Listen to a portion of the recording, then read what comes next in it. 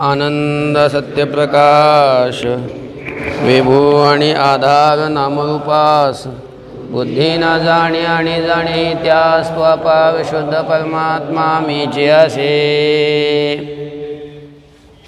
ते तीन शिष्य अर्थात तिघं भाऊ हे श्रीगुरूकडे गेले। श्रीगुरूंना जाऊन त्यांनी प्रार्थना केली की गुरु महाराज आम्हाला आत्मानंदाच्या प्राप्तीचा आणि दुःखाच्या निवृत्तीचा संसार दुःखाच्या निवृत्तीचा काय सांगा, आम्हाला उपाय सांगा। गुरुने विचार केला की ह्यांना आत्मानंदाच्या प्राप्तीची आणि संसार दुःखाच्या निवृत्तीची इच्छा म्हणजे मोक्षाची इच्छा आहे, म्हणून यांना मोक्षप्राप्तीसाठी उपाय असलेलं जे ज्ञान ते ज्ञान सांगावं लागेल। म्हणून ज्ञान सांगायला लागले। ज्ञान सांगत असताना ज्ञानाचा उपदेश करत असताना सांगितलं की अरे बाबांनो, तुम्हाला आनंदाच्या प्राप्तीची जी इच्छा होते आणि दुःखाच्या निवृत्तीची जी इच्छा होते हा तुमचा भ्रम आहे। कारण तुमचा आत्मा आनंद स्वरूप आहे आणि तुमच्या आत्म्याच्या ठिकाणी दुःख कालत्रयी नाही, दुःखाचा अभाव आहे। आणि असं असताना जे तुम्हाला आनंदाच्या प्राप्तीची इच्छा होते आणि दुःखाच्या निवृत्तीची इच्छा होते म्हणजे हा तुमचा काय आहे, भ्रम आहे। त्यांनी मग सांगितलं की आमचा आत्मा जर आनंदरूप आहे तर मग विषय प्राप्त झाल्यावर आनंद कसा होतो। मग त्याचंही उत्तर गुरूंनी सांगितलं की ज्यावेळेला आपल्याला विषयाच्या प्राप्तीची इच्छा होत असते त्यावेळेला वृत्ती चंचल होते, मनुष्य जीव आपण त्या विषयाच्या प्राप्तीच्या खटपटीला लागतो आणि विषय अनुकूल विषय प्राप्त झाला की तेवढ्यापुरतं क्षणभर वृत्ती स्थिर होते आणि स्थिर झालेल्या अंतःकरण वृत्तीमध्ये आत्म्याच्याच आनंदाची प्रतीती येते। पण विषयाची प्राप्ती आणि आत्मानंदाची प्रतीती ही दोन्ही एका काळात होत असल्यामुळं जीवाला असं वाटतं की हा आनंद विषयाचाच आहे, पण वास्तविक आनंद विषयाचा नसतो। विषयात आनंद मुळीच नाही, तो विषयाच्या प्राप्तीपासून वाटणारा आनंद तो सुद्धा कशाचा असतो, आत्म्याचाच असतो। आत्माच आनंदरूप आहे हे श्रीगुरूंनी सांगितलं।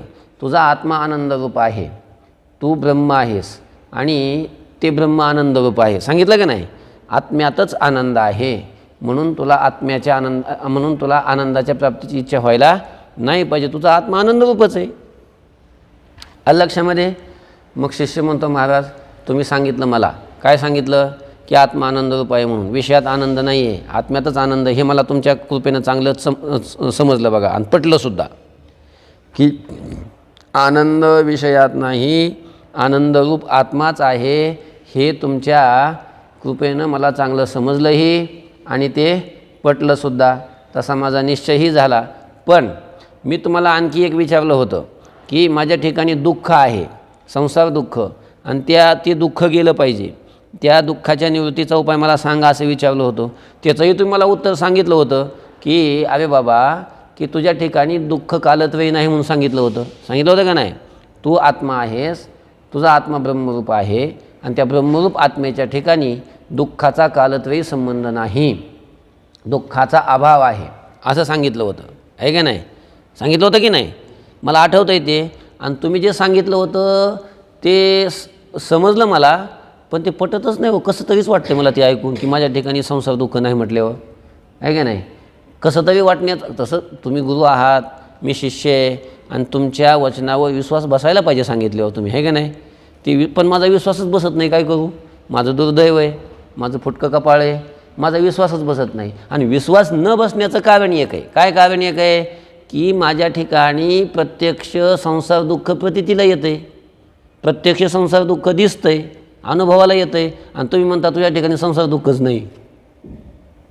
सांगा बरं, आता मी जर म्हणलं तुम्हाला तुमच्या ठिकाणी संसार दुःखच नाही, तुम्हाला सर्दीचा त्रास होणार नाही का, तुम्हाला गचकवण्याचा त्रास होणार नाही का, तुम्हाला मुळव्याधाचा त्रास होणार नाही का, तुम्हाला सर्दी ताप हे काही आजार होणार नाहीत का, कोण तुझा अपमान केलं दुःख होत नाही का। म्हणजे संसाराचं दुःख आहेच ना, जन्ममरणाचं दुःख आहेच ना, आणि हे सगळं दुःख माझ्या ठिकाणी प्रतीतीला येतं आहे आणि तुम्ही म्हणतात की तुझ्या ठिकाणी दुःखच नाही। तसं तुम्ही सांगितलं मला त्याचं उत्तर, मी म्हणतो की माझ्या ठिकाणी असणारे जे संसार दुःख, त्या संसार दुःखाच्या निवृत्तीचा उपाय सांगा, आणि तुम्ही उपाय काय सांगितला की तुझ्या ठिकाणी दुःखच नाही। मग हे तुम्ही सांगितल्यानंतर तुमच्या वचनावर माझा विश्वास बसायला पाहिजे, पण बसत नाही, कसं तरीच वाटतं तुमचं ते ऐकून। का वाटतंय कसं तरी, कारण प्रत्यक्ष संसार दुःखाचा अनुभव येते, माझ्या ठिकाणी संसार दुःख प्रतीतीला येते, आणि माझ्या ठिकाणी संसार दुःख प्रतीतीला येत असल्यामुळं तुमच्यावर विश्वास बसत नाही। तुम्ही म्हणतात की माझ्या ठिकाणी दुःखच नाही, बरं ठीक आहे, तुम्ही म्हणतात त्याप्रमाणे मी मानतो की माझ्या ठिकाणी काय नाही, दुःख नाही। मग माझ्या ठिकाणी संसार नाही, माझ्या ठिकाणी संसार दुःख नाही हे तुमच्या म्हणण्याप्रमाणे जर मानलं, पण प्रतीतीला तर येते का नाही, मग प्रतीतीला येणारं संसार दुःख तुमच्याप्रमाणे मी जर माझ्या ठिकाणी नाही मानलं, मग ते कोणाच ठिकाणी ते सांगा. समजू लागलो की मी काय म्हणतो ते? अनुभवाला तर यायला लागले काय, संसार दुःख हे सगळं अनुभवाला येतं का नाही? मग तुम्ही म्हणता की माझ्या ठिकाणी नाही, पण दिसतंय तर प्रतीतीला तर येतं आहे. मग माझ्या ठिकाणी नाही, मग कुणाच्या ठिकाणी ते सांगा, मग त्याच्या ठिकाणी मानतो मी. तुम्ही ज्याच्या ठिकाणी सांगाल मानायला त्याच्या ठिकाणी मी मानतो, मी माझ्या ठिकाणी त्याला मानित नाही. अशी शंका केली शिष्यानं. मला ते ठिकाण सांगा, मग प्रतीतीला येणारं संसार दुःख हे कोणाच्या ठिकाणचं आहे जे माझ्या ठिकाणी प्रतीतीला येतं आहे? तुम्ही म्हणतात माझ्या ठिकाणी नाही, ठीक आहे, तुम्ही म्हणतात ते पण माझ्या ठिकाणी नाही, मग दिसतंय ते कुणाच्या ठिकाणचं माझ्या ठिकाणी दिसायला लागले. त्याचं ठिकाण सांगा मला, ते संसार दुःख कुठलं आहे? मग आता श्रीगुरु त्याचं उत्तर सांगतात, अरे वेड्या, काय एवढी शंका घेऊ अगोदर? शंकाच घ्यायची का वाचून अगोदर? बघा, तर शिष्य म्हणतो, महाराज, विषयापासून प्रत्यक्ष आनंद होत असताही विषयात आनंद नाही, आनंदरूप आत्माच आहे हे मला आपल्या कृपेनं चांगलं समजलं.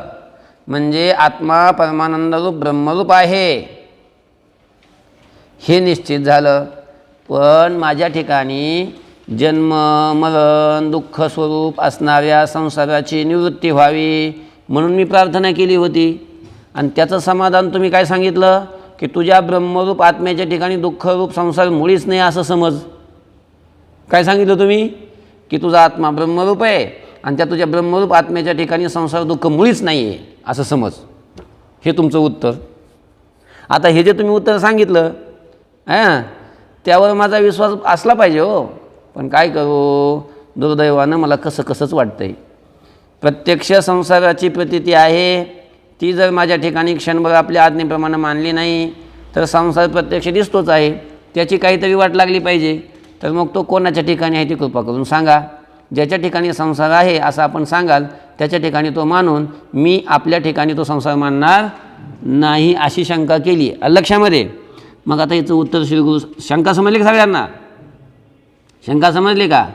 की माझ्या ठिकाणी संसार दुःख प्रतीतीला येतं आहे का नाही, त्याच्या निवृत्तीचा उपाय सांगा म्हटल्यावर तुम्ही मला सांगितलं की तुझ्या ठिकाणी तुझा आत्मा ब्रह्मरूप आहे आणि ब्रह्मरूप आत्म्याच्या ठिकाणी संसार दुःख मुळीच नाही आहे. आता ह्याच्यावर माझा विश्वास बसायला पाहिजे तुम्ही असं म्हटल्यावर, पण मला कसं तरी वाटतं आहे का, कारण संसार दुःख प्रतीतीला येतं आहे. मग प्रतीतीला येणारा संसार आणि दुःख याची काहीतरी वाट लावली पाहिजे. मग तुम्ही म्हणता की माझ्या ठिकाणी नाही, मग हे कोणाच्या ठिकाणी ते सांगा, आहे की नाही? अशी शंका केली. मग आता श्रीगुरु उत्तर सांगतात, अरे वेड्या, तुझ्याच ठिकाणी नाही आणि तू दुसरं कुठलं ठिकाण सांगू? अरे त्याला कुठलं ठिकाणच नाही. म्हणजे कसं काय ठिकाण नाही? अरे जर दुःख संसार नावाची वस्तू असती, दुःख नावाची वस्तू असती तर त्याला ठिकाण सांगता आलं असतं की ते हित आहे आणि तिथं आहे म्हणून. पण ते संसार नाहीच आहे. मग जी वस्तू नाहीच आहे, अभावरूपच आहे, तिचं ठिकाण काय सांगता येईल? हां, मग आता मी तुम्हाला विचारलं, काय विचारलं? तुला शिपूट कुठे आहे वे सांग. म्हणजे कानाजवळ आहे का नाकाजवळ आहे का डोळ्याजवळ आहे का हाताजवळ आहे का पायाजवळ आहे का कुठे आहे? पाठीजवळ, पाठीला आहे का पोटाला आहे? कुठे आहे शिपूट? कुठे आहे वे? तुला कुठे आहे शिपूट? अरे एखादं ठिकाण सांग की. तुला कुठे आहे वे शिपूट? एखादा काय ठिकाण सांग एखाद्या शरीराचं नेमकं कुठं हित आहे. हितं आलं आहे, हाताला आलं आहे, पायाला आलं आहे, गुडघ्याला आलं आहे शिपूट, किंवा कुठं आलं आहे? तुला कुठं आहे वे? तुला शिपूट कुठे आहे? तुला वे काय नाही? अरे ठिकाण तरी सांग ना मला.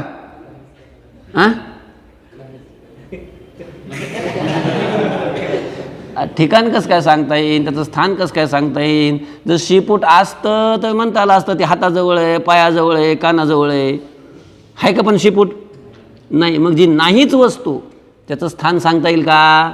सांगता येत नाही. तसं गुरु म्हणतात की जर संसार नावाची वस्तू असती, दुःख नावाची वस्तू जर असती तर मग ते कुठंही ते सांगता आलं असतं. ह्याच्या ठिकाणी आहे त्याच्या ठिकाणी, मग ते ठिकाण सांगता आलं असतं तिथं संसार कुठे आहे ते. पण परिस्थिती अशी आहे, परिस्थिती म्हणण्यापेक्षा स्थिती अशी आहे की संसार दुःख नावाची वस्तूच नाही.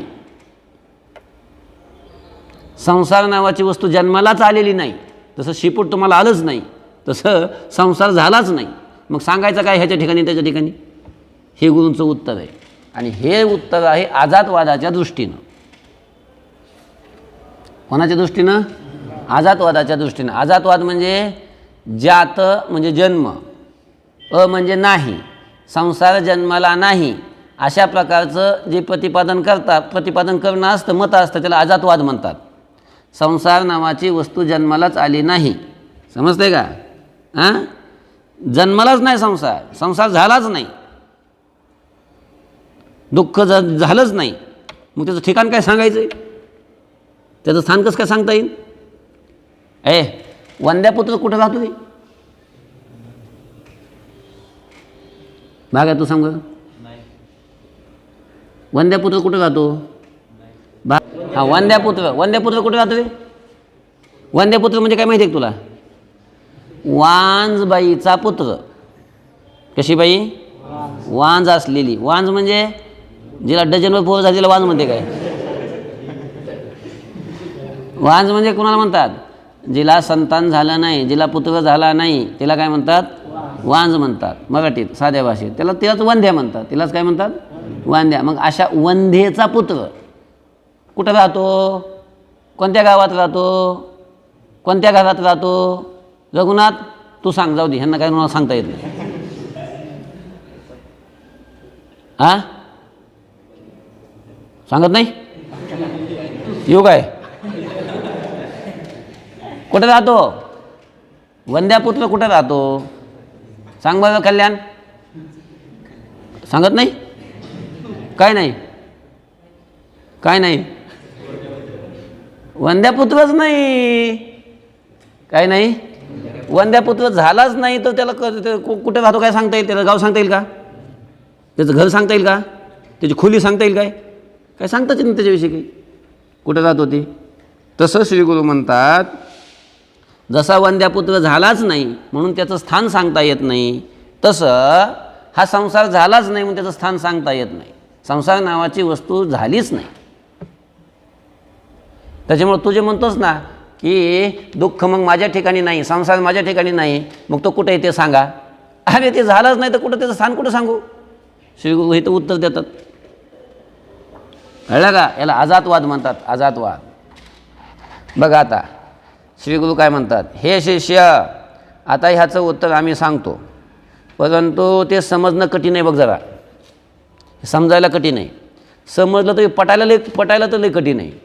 कदाचित समजतंय पण पटतच नाही. तुम्हाला पटतंय का संसार नाही म्हणल्यावर? श्री गुरु काय म्हणतात? आता मी सांगतो तुम्हाला की संसार नावाची वस्तूच नाही. पटन का तुम्हाला? पटते का? का नाही पटत?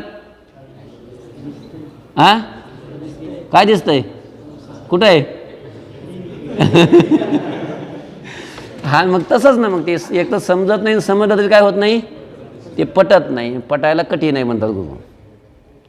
समजलं तरी पटणं कठीण. कसंही असलं तरी प्रस्तुत असलेल्या विषयात शंकेचं समाधानी सांगितलं तर पाहिजे का नाही? त्यांनी विचारलं संसार कुठे आहे ते सांगा म्हणून. ती आता समाधान तर सांगायला पाहिजे संसार कुठे आहे ते. असो, हा दिसणारा संसार वंद्यापुत्राप्रमाणे पारमार्थिकदृष्ट्या अत्यंत अभावरूप आहे. श्रीगुरु म्हणतात की वंद्यापुत्र कसा असतो? अभावरूप असतो का नाही? अत्यंत अभावरूप. तसा हा दिसणारा आपल्याला प्रतीला येणारा संसार हा वंद्यापुत्राप्रमाणे कसा आहे? अत्यंत अभावरूप आहे. नाहीच आहे. अभाव म्हणजे नाही. अत्यंत अभावरूप वंद्यापुत्र अमुक ठिकाणी असतो हे सांगणं जसं अशक्य आहे की नाही. अभावरूप असणारा वंद्यापुत्र, अत्यंत अभावरूप आहे की नाही वंद्यापुत्र. मग अत्यंत अभावरूप असणारा वंद्यापुत्र अमक्या ठिकाणी आहे हे काय सांगता येईल का? सांगता येतं काही? हे सांगणं जसं कठीण आहे, हे सांगताच येत नाही. अत्यंत अभावरूप वंद्यापुत्र अमुक ठिकाणी असतो हे सांगणं जसं अशक्य आहे, त्याप्रमाणे हा संसार तुझ्या अथवा माझ्या ठिकाणी किंवा अन्य कोठेच सत्य नाही. कळलं का? तुझ्या ठिकाणी नाही संसार आणि माझ्या ठिकाणी नाही, दुसऱ्याही कुणाच ठिकाणी नाही आहे. कुठंच नाही संसार, तो संसार नाहीच आहे. असा संसार अमुक ठिकाणी आहे म्हणून काय सांगू? जो कुठंच सत्य नाही आहे, माझ्या ठिकाणी नाही, तुझ्या ठिकाणी नाही, कुणाच्या ठिकाणी नाही, असा असणारा संसार हे कुठं म्हणून सांगू? तुला सांगता येईल का त्याच्या ठिकाण? काही सांगताच येत नाही. संसार म्हणून काही सत्य पदार्थ जर असता तर त्याचं ठिकाण काय करता आलं असतं? सांगता आलं असतं. पण तो मुळी नाहीच आहे, तर त्याचं ठिकाण काय सांगावं? सांगता येईल त्याचं ठिकाण? सांगता येत नाही. असं श्रीगुरूंनी उत्तर दिलं. आता हे सद्गुरूंचं जे उत्तर आहे हे आजातवादाच्या दृष्टीने. कशाच्या दृष्टीनं? आजातवादाच्या दृष्टीनं. वेदांताचा मुख्य सिद्धांत आहे हा, संसार झालाच नाही, संसार नाहीच आहे, हा वेदांताचा मुख्य सिद्धांत आहे. याला आजातवाद म्हणतात. याला काय म्हणतात? आजातवाद म्हणतात. संसार नाहीच आहे, संसार झालाच नाही, दुःख नाहीच आहे. आणि मग हे मूळव्याध होते, हे सगळं होतं, हे दुःख भोगावं लागतं, ते भ्रम आहे. तो ती भ्रम डोक्यातून काढून टाका.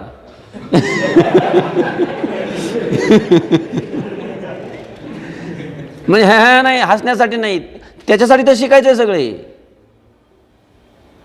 म्हणजे वास्तवता ही आहे की संसार नाहीच आहे, दुःख नाहीच आहे.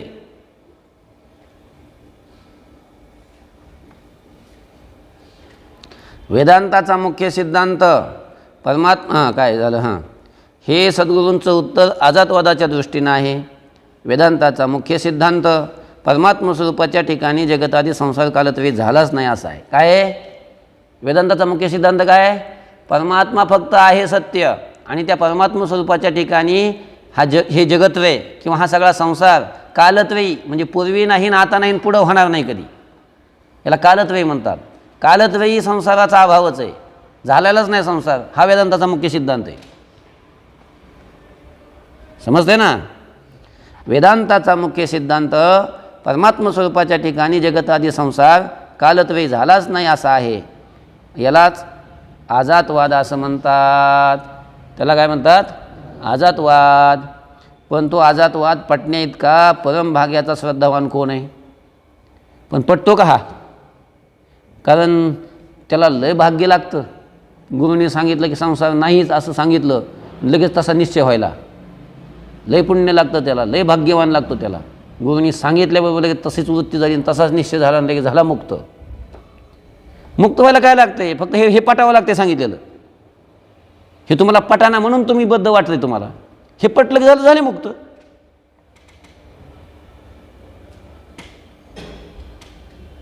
पण तेच सांगायला लागले की गुरुनी सांगितलं आणि पटलं, एवढा परम भाग्यवान कोण आहे?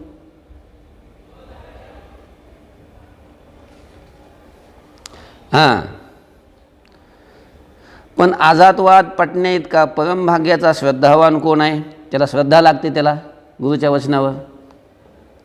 ज्यानं हा आजातवाद ऐकल्याबरोबर त्याप्रमाणे जगताच्या अत्यंताभावाचा निश्चय होईल, असा फार वेगळा असतो महाराज साधक. असा गुरुनी सांगितला आजातवाद, संसार झालाच नाही, संसार नाहीच आहे, आणि तो त्याला लगेच पटला, असा भाग्यवान फार क्वचित असतो एखादा. गुरुनी ब्रह्म लगेच महावाक्याचा उपदेश केला, तू ब्रह्म आहेस आणि तुझ्या ठिकाणी दुःखाचा अभाव आहे आणि तू परमानंद रूप आहे, असं लगेच तसाच निश्चय व्हायला.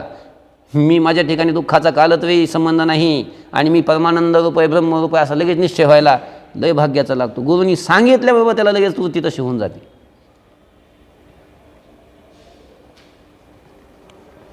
असा फार वेगळा धडधडीत प्रत्यक्ष जगतादी संसार दिसत असताना संसार नाही किंवा झालाच नाही हे सहसा कुणालाही पटणार नाही, कुणालाही पटत नाही. प्रत्येकाला असंच वाटतं काय की संसार वंद्यापुत्राप्रमाणे जर झालाच नाही. ऐका, तुम्ही काय म्हटलं? वंद्यापुत्र जसा झालाच नाही तसा संसार काय नाही झालाच नाही. मग वंद्यापुत्र झालेलाच नाही तो कुणाला दिसतच नाही. दिसतो का कुणाला आजपर्यंत? कुणी तू बघितला का? तो बघितला का? वंद्यापुत्र तो बघितला का? नाही. मग जी वस्तू झालेलीच नाही असा वंद्यापुत्र तो कुणाला दिसतच नाही, कुणाला प्रतितीलाच येत नाही. मग तसं संसार जर वंद्यापुत्राप्रमाणे झालाच नाही, संसार जर वंद्यापुत्राप्रमाणे झालाच नाही, तर मग संसाराची सुद्धा प्रतिती कुणाला आलीच नाही पाहिजे. मग अशी शंका येते. येते का नाही शंका तशी? ते दुर्दैव असल्यामुळे येते. गुरुनी सांगितलं आणि लगेच तसा निश्चय होत नाही का? दुर्दैव, भाग्य कमी पडतं. आणि भाग्य कमी पडल्यामुळं दुर्दैवामुळे शंका निर्माण होते. आणि शंका काय निर्माण होते की वंद्यापुत्र जसा असत आहे किंवा वंद्यापुत्राचा जसा अत्यंत अभाव आहे, तसा जर संसाराचा अत्यंत अभाव असेल तर वंद्यापुत्राची जशी प्रतीती कुणाला येतच नाही, तसं या संसाराची सुद्धा कुणाला प्रतीती आलीच नाही पाहिजे. पण सगळ्यांना संसाराची प्रतीती येते, आम्हालासुद्धा येते, ती आली नाही पाहिजे. मग कळलं का? अशी शंका येते.